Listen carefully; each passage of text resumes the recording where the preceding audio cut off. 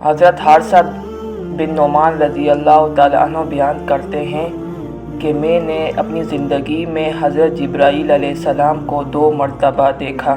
ایک دن جب رسول اکرم صلی اللہ علیہ وآلہ وسلم بنو قریظہ کے لیے روانہ ہوئے تھے، اس روز حضرت جبرائیل علیہ السلام ہمارے پاس سے حضرت دحیہ کلبی رضی اللہ تعالیٰ عنہ کے روپ میں گزرے تھے اور انہوں نے ہمیں ہتھیار پہننے کا حکم دیا تھا۔ دوسری مرتبہ اس وقت دیکھا جب ہم غزوہ حنین کے موقع پر شہداء کو دفن کرنے کے بعد واپس آ رہے تھے۔ میں ایک جگہ سے گزر رہا تھا کہ حضرت جبرائیل علیہ السلام رسول اقدس صلی اللہ علیہ وآلہ وسلم کے ساتھ محو گفتگو تھے۔ میں نے سلام کیا۔ حضرت جبرائیل علیہ السلام نے کہا، یا محمد، یہ کون ہے؟ آپ صلی اللہ علیہ وآلہ وسلم نے فرمایا، حارثہ بن نعمان۔ حضرت جبرائیل علیہ السلام نے کہا، ہاں، یہ ان 100 صبر و تحمل کا مظاہرہ کرنے والوں میں شامل تھے جن کے رزق کی خدا تعالیٰ نے جنت میں ذمہ داری لی۔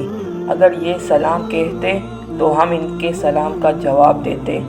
حضرت حارثہ بن نعمان رضی اللہ تعالیٰ عنہ ان لوگوں میں سے تھے جن کے دلوں میں ایمان رچ بس گیا تھا۔ ہر طرح سے انہوں نے خدا کی رضا کے لیے کام کیا۔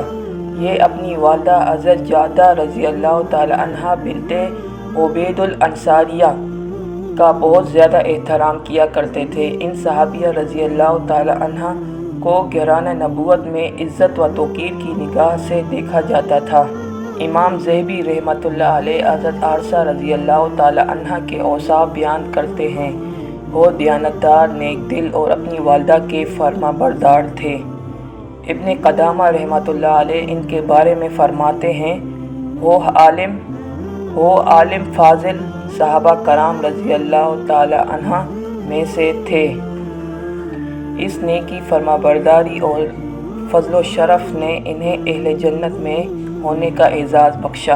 اس حوالے سے رسول اکرم صلی اللہ علیہ وآلہ وسلم ارشاد فرماتے ہیں، میں جنت میں داخل ہوا تو وہاں قرأت سنی۔ میں نے پوچھا، یہ کون ہے؟ مجھے بتایا گیا کہ یہ حارثہ بن نعمان رضی اللہ تعالی عنہ ہیں۔ نبی کریم صلی اللہ علیہ وآلہ وسلم نے ارشاد فرمایا، یہ نیکی تمہارے کام آئی۔ حضرت حارثہ بن نعمان رضی اللہ تعالی عنہ کی زندگی حضرت امیر معاویہ رضی اللہ تعالی عنہ کے دور حکومت کے وسط تک دراز ہوئی۔ آخری عمر میں ان کی بصارت ختم ہو گئی تھی۔ خلفائے راشدین رضی اللہ تعالی عنہ کے دور میں انہوں نے قابل قدر کارنامے سر انجام دیے۔ اللہ ان سے راضی اور وہ اپنے رب سے راضی ہوئے۔